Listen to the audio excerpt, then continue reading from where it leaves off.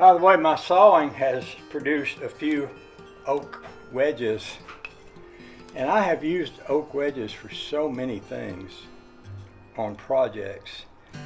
I actually picked up a 2-story house, a post and beam house, built in 1842 using oak wedges. So there's an awful lot you can do. So I've got a couple here. This is a tiny one, but it's oak. Oak is very strong, so even that tiny piece, you can't break that like you could if it's a piece of pine. So usually what I do is I take these over and just lay them in my screwdriver tray. In case I ever need some oak wedges, I'll have some. That's just a little side note where I stick these two together and clamp them, which might be a little difficult. I'll set me up a flat spot out here.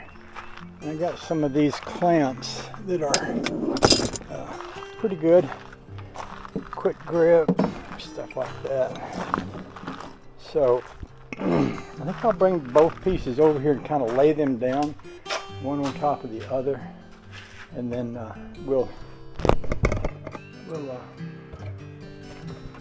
see if we can set them together in a way that makes some sense over there.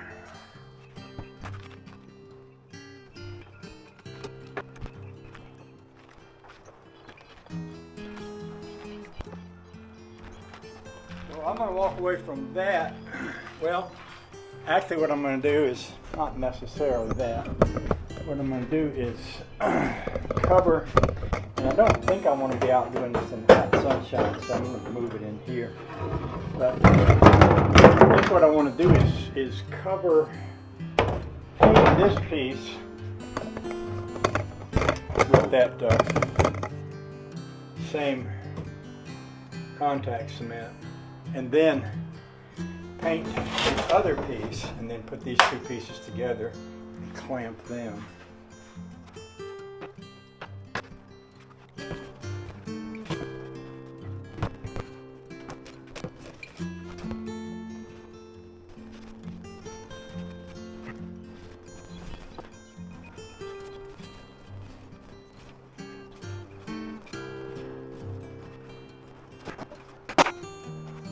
Okay, I'm going to go back to doing something else while that dries. Give that 20 minutes, and then I'll come back and we'll stick those pieces together and clamp them. And then we'll have more stuff to do.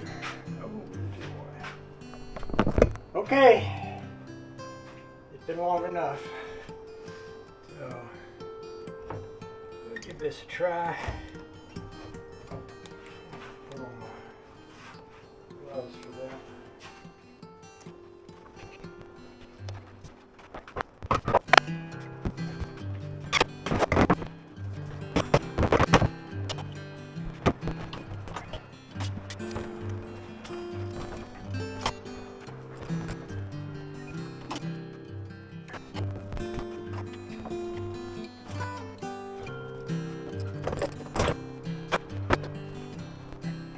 Okay, I'm going to leave that set for quite a while. Maybe all night, I don't know. What I tried to do, and I don't know if I did or not, we'll find out. I tried to paint the back side without getting paint on the front side. Oh, that's pretty good. There's a little bit right here.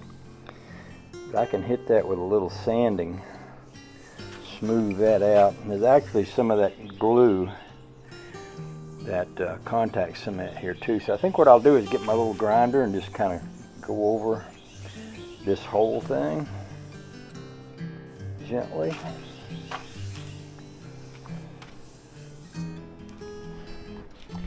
I don't even think, maybe I don't need a grinder. Maybe all I need is just the just a little piece of sandpaper.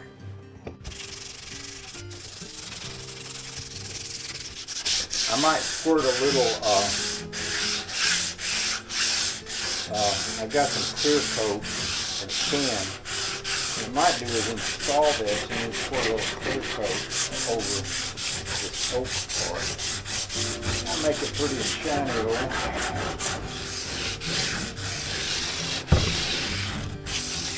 The back part I mostly wanted to change for protection, especially that little skinny piece of plywood that I had in the back. I wanted it to be sort of protected from any water that might get on it.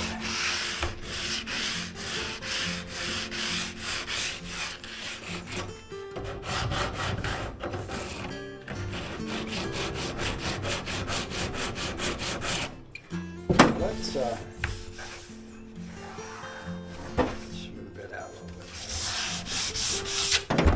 Take my grinder and just go over the grinder. That little scuff wheel grinder.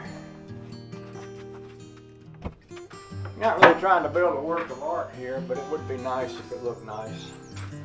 That's what I'm thinking.